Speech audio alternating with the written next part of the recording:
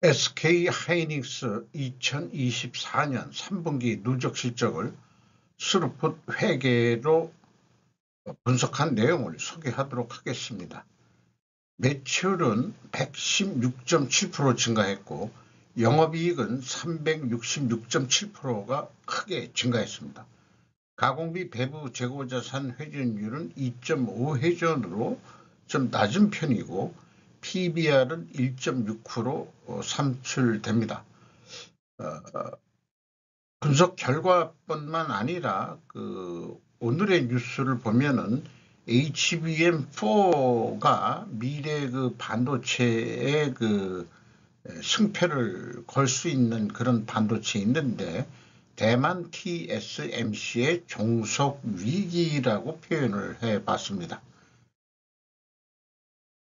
삼성, SK, HBM 운명 동시에 진 TSMC, 권력으로 떠오른 베이스다이, 김형민 아시아경제에서 보도를 했습니다. TSMC HBM4 베이스다이 직접 생산, 이후 반도체 기업들의 협력문의 세례, 새 수익원 선점한 고도의 시장 전략, 12나노 또는 5나노 공정 활용 준비, 이런 소제목으로 요약해서 보도를 했습니다. SK에 이어 삼성도 협력 가능성 시사, 세계 파운드리 시장을 장악한 대만 TSMC가 HBM 핵심 부품인 베이스 로직 다이를 통해 새로운 수익원을 확보하며 영향력을 더욱 확장하고 있다. 베이스 다이는 HBM의 기반 구조를 이루는 핵심 부품으로 위에 D램 칩인 코어 다이를 쌓고 실리콘 관통 전극 기술로 수직 연결해 HBM을 완성하는 역할을 한다. 그림으로 이렇게 소개를 했습니다. 그래서 추가로 SK에 이어 삼성도 협력 가능이라는 표현을 했는데 SK 하이닉스가 이 TSMC의 이 베이스 다이를 의뢰한다, 협력한다는 표현을 했는데 삼성도 최근 같은 결정 가능성을 시사했다. 그렇게 된다면은 그것을 좋은 말로 여기 협력 가능성 이런 식으로 표현했는데 제목 자체는 운명을 동시에 주입쓰면은 이게 종속이 되는 거죠. 그렇게 생각이 들어갑니다. 한국 반도체가 대만에 종속된다, 이렇게 표현할 수도 있는 거 아닌가 하는 생각을 해보게 됩니다. 이 대만의 이러한 위치를 생각해서 국제 정치적으로도 대만을 미국이 방어하지 않으면 안 될 그런 상황도 만드는 것 같네요. 어쨌든 원가 회계 손익으로서 매출이 38조 8천억 원을 달성해서 전년 동기보다 116.7%가 증가했습니다. 가공비 배부 재고 자산은 8.9%, 그렇게 크게 증가를 안 했고 매출 원가는 4.7%가 증가했기 때문에 매출 총이익이 18조 6,284억 원으로서 전년도 영업손실 1조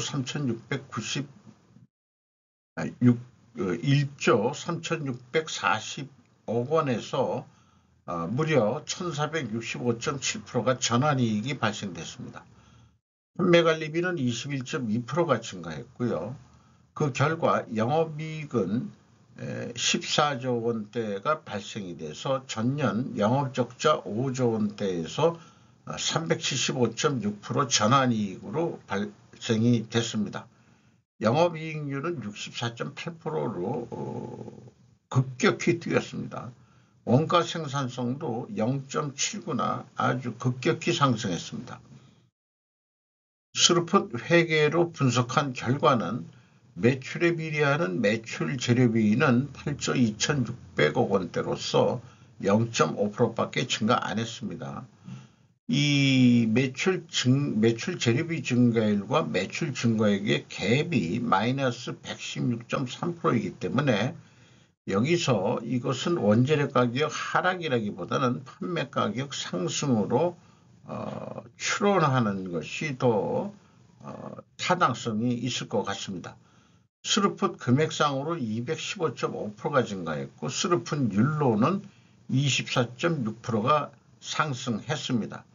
운영경비는 13.7%가 증가했고 그 결과 TOE 생산성은 1.81로서 전년도 0.65에서 무려 1.16, 116%가 상승했습니다.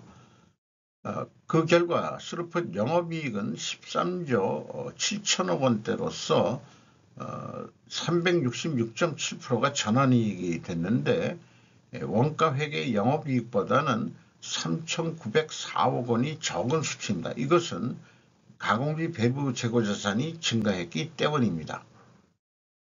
재고자산 내역을 보면은 올해 3분기에 상품이 하나 생겼고요. 제품 제공품 합쳐서 WCAI 가공비 배부 재고자산이 6,609억 원이 증가를 했습니다. 제공품이 지금 많이 갑자기 증가를 했어요. 많이 깔렸다는 얘기죠. 전체 재고는 5,712억 원이 증가했습니다. 그리고 평가 손실 충당금이 증감액이 플러스로 1.2조 원인데 이것은 재고자산 평가 손실 환입이 되겠습니다. 플러스로 표현되면은 기말에서 기초를 뺐을 때 플러스면은 환입이 됐다. 그러니까 2023년도 말에 그 재고자산 평가 손실액이 충당 금액이 1조 9천억 원대였는데 7,600억으로 줄었다면은 이것은 환입을 잡았다. 이렇게 표현될 수 있겠습니다. 그러니까 손실이 났을 때는 그 평가 손실액을 내려가지고 재고 금액을 줄여가지고 매출원가를 뭐 적전할 때는 더 적전하게 한다. 이런 거를 저는 그 이왕 베린몸일 땐 그렇게 한다는 식으로 표현을 저는 하는데 이익이 크게 날 때는 재고 가치가 그만큼 있다고 보기 때문에 환입을 잡는 거.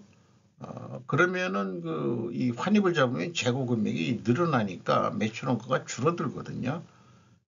이런 경우에는 이제 그 매출 이익이 더 나오게 하는 거죠. 이런 평가 손실 작업이 과연 필요한 건지 저는 계속 의문을 던집니다. 그런 것도 재고자산 평가 손실 작업이 정당하냐 이런 여부를 떠나서 재고자산에 국한해서는 평가 손실 작업을 안 하는 것이 분식회계 오해를 좀 줄일 수 있는 거 아닌가 이런 생각도 해보게 됩니다. 비용의 성격적 분류 내용을 분석해 보면은 A를 제품 및 제공품 등의 변동이라고 그랬는데 상품 계정이 새로 생겼지만 그거는 반영 안 한 표현인 것 같습니다. 마이너스 6,608억 원이면 재고가 증가했다는 뜻이고요. 원재료 사용액이 8조 5,300억 원으로서 AB를 더한 그러니까 상품이 새로 생겼는데 상품 매입액은 비성분에 표현되어 있지 않습니다. 원재료 사용액에 포함한 것으로 그렇게 해석이 됩니다. A, B, C를 합한 MC 매출원가 재료비는 7조 8,697억 원으로서 4%가 줄었어요. 거꾸로. 그리고 운영경비는 13.7%가 증가했습니다. 그러니까 있는 재고를 좀 많이 썼고 재고도 또 늘었고 하지만은 매출 원가 쪽으로서는 줄었다. 이런 상황이 나오네요. 운영경비 16조 8,532억 원에서 판매관리비 4조 5,420억 원을 뺀 12조 3,111억 원이 공장 가공비가 되겠는데 총 제조비용의 59%로 1.7% 상승했고 상대적으로 재료비는 1.7%가 하락을 했습니다. 여기서는 원재료 가격이 하락했다라고 2차 추론을 해볼 수 있겠습니다. 재고자산 증감액에 대한 비교를 하면은 전년도에는 일치합니다. 마이너스 1인데 이거는 한 단수 차이로 보고 올해 3분기에 5,100만 원인데 아쉽게도 이런 게 좀 왜 틀릴까? 이게 5,100만 원을 추적할 단서는 찾지를 못했습니다. 1단계 갭만큼 PQ 총 제조비용도 계속 차이가 나고 PQ 생산재료비도 차이가 납니다. 그리고 현금 흐름표 기준 전체 재고자산액은 일치합니다. 운영경비로서 인건비가 4조 2,676억 원이 집행이 됐는데 78.8%로 크게 뛰었습니다. 직원 수가 31,967명인데 이게 2024년 상반기 인원이고 분기에는 그 표기를 안 했습니다. 공시를 안 했어요. 이 상반기 인원으로 나누면은 평균 임금이 1억 7,800인데 이렇게 높을 수가 없습니다. 왜냐하면은 전년도에 1억 원대거든요. 그러니까 직원이 아마 한 뭐 4만 몇 명 정도 되지 않겠냐. 저는 그렇게 생각을 합니다. 외주 가공비가 4.9% 증가했고 동력 및 수도 광열비는 0.5% 감소했습니다. 삼성전자에서는 동력 및 수도 광열비 등을 유틸리티비라고 표현하고 있습니다. 이 직원 수가 증가했을 것이라는 그 추정은 공장 건설로 유형자산이 증가했을 것이다. 이렇게도 추정을 할 수 있습니다. 왜냐하면 임금 수준이 이렇게 78%라고 급격히 상승할 수가 상식적으로 있을 수가 없는 얘기죠. 그러니까 왜 분기 공시에는 왜 금감원에서 생략해도 좋다. 이런 그따위 그 공시 기준을 그게 무슨 규제 완화를 그거는 규제가 아니고 해야 될 것은 하게 만들어야죠. 뭐 그런 쓸데없는 걸 규제 완화한다고 분기에는 그런 거 안 해도 된다. 그렇게 하는지 모르겠어요. 경영평가 지표로서 재고 회전율이 상승했고 슬로폰율도 매우 크게 상승했습니다. 동일 방향으로 상승하면 투명하게 가정을 세웁니다. 이자 부채 레버리지율은 7.9%를 줄여서 차입금을 많이 갚았습니다. 나머지는 참고해 주시고요. 그래서 두 가지 성과 지표가 동시에 상승했기 때문에 회계 투명성 가정을 하고 이것도 입증을 하려면 원재료 가격이 하락하고 판매 가격은 인상이 돼야 됩니다. 또한 필연적으로 존재할 증거를 또 대라 그러면 수량에 의한 재고 회전율도 산출해서 상승을 꽤 했어야 될 것입니다. 그래서 원재료 가격이 하락했냐 알 방법은 없습니다. 원재료 가격 추이를 비공시하고 매입액만 이게 연결 기준으로 한 것 같아요. 9조 3천억. 여기에 이제 원재료가 반도체 만드는데 뭐가 들어가나 이런 거는 상식적으로 와퍼, 서브스트레이트, PCB는 항상 들어가네요. 이런 것들이 있고 그 다음에 뭐 부재료가 또 좀 있고 그런 것 같습니다. 그리고 제품 가격 추이는 삼성전자처럼 구두 진술했는데 D램이라고 그러죠. D램 가격은 10kg 중반내 상승률 그러면 한 15% 정도 상승했다. 매우 많이 오른 것 같죠. 보통 낸드 프레시 그러던데 이것도 10% 중반 상승했다. 이렇게 이제 구두 진술을 하고 있습니다. 그래서 지금까지 손익에 영향을 미치는 그런 내용들을 그 조견표를 만들어 보면은 스로프 소닉에서는 그 원재료 가격 하락이보다는 판매 가격이 상승했을 것이다. 뭐 결과적으로는 복합적인 원인이겠지만 원재료 가격이 2차에서는 하락했다고 추록했고 투명하게 가정을 했는데 입증은 원재료 가격 하락해야 되고 판매 가격은 상승해야 된다. 그런데 원재료 가격은 비공시했고 판매가는 상승했다고 구두 진술을 했다. 어쨌든 분명히 하락을 했을 만약에 상승을 했다 하더라도 상대적으로는 하락을 한 거예요. 판매 가격 상승률이 15%면은 원재료 가격이 뭐 5% 올랐다 하더라도 그것은 상대적으로는 하락한 거죠. 그러니까 회계透明성은 좀 넘어갈 수 있겠다 이런 생각을 해보게 됩니다. 3분기 누적 실적은 전년도 매출 실적을 뛰어넘은 140.4%가 되겠습니다. 이 실적 베이스로 4분기까지 계속 간다고 그렇게 예측을 할 수 있겠습니다. 이건 참고적으로 좀 정리한 소개 내용이고요. 이 제조 원가 회계와 스루프트 회계의 차이점을 여기다가 좀 간단히 또 표현을 했습니다.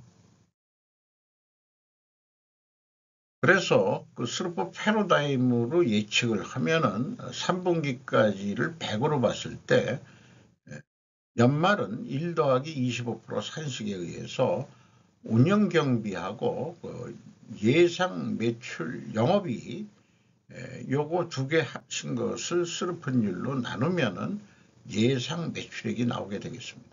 48조 5천억 정도 할 것 같고 매출 그런 방법이 있지만은 매출 재료비 하나만 가지고도 하는 방법은 1 더하기 25% 그대로 하는데 재료 비율이 21.3%로 나눠버리면은 똑같은 금액으로 산출해 낼 수 있겠습니다. 그래서 연말 매출액이 48조 5천억을 한다면은 17조 원 정도가 남을 거다. 연말 예상 회전율은 3.3회전인데 3.5회전까지 좀 해보자. 생산을 줄이든지 판매를 더하든지 두 가지 복합적인 요인이든지 세 가지 요인이 영향을 미쳐서 재고 회전율을 3.5회전 성공한다면 매출은 50조 9천억 원대를 달성해서 영업이익은 18조 5천억 원대를 달성할 수 있을 거라고 예상을 할 수 있겠습니다. 이런 예측도 4분면 매트릭스로 그 트렌드가 나오는데 재고가 증가했거든요. 이런 경우에 원가회계 영업이익보다 이익이 감소하게 되어 있고 스루프 손익은 판매가는 원가회계보다 낮게 나오게 되어 있습니다. 그리고 앞서 분명히 유형자산이 증가했을 것이다. 공장 증설로 여기 보면 유형자산이 4조 3천억 원이 증가했습니다. 아마 공장 증설을 했을 것이라고 봐요. 그러니까 민원도 늘었을 텐데 3분기 늘어난 직원 수를 공시했어야 되지 않냐 이렇게 생각을 합니다. 어쨌든 그 자산 총계가 그 102조 원이나 되는데 총 자산 회전율이 0.5가 안 되더라고요. 자기가 가지고 있는 역량을 아직도 제대로 발휘는 못하고 있다 이렇게 판단이 아니고 그렇게 평가할 수 있겠습니다. 주가는 15만 9,900원으로 작년 연말보다 14,900원이 상승했습니다. PBR은 그런데 거꾸로 1.69로 떨어졌어요. 그렇게 됩니다. 왜냐하면은 그 장부 가격이 BPS가 좀 상승했거든요. 그거에 비해서는 이게 주가가 안 올라간 거나 마찬가지다. 이렇게 볼 수 있겠습니다. 5% 이상 주주는 SK스퀘어가 20.07%, 연금공단이 7.9%, 외국인이 시티그룹과 모건스탠리 등이 눈에 띄는데 54.28%입니다. 삼성전자가 제가 기억하기로는 51점 몇 프로로 되어 있는데 일단 50%가 넘으면은 국민기업, 한국기업이라고 볼 수가 없겠죠. 반도체가 한국이 잘 나가니까 외국계 그 자본들이 대거 반도체 삼성전자와 SK 하이닉스를 사가지고 50% 이상인데 아마 경영에 크게 영향을 미칠 것입니다. 이상 마치도록 하겠습니다.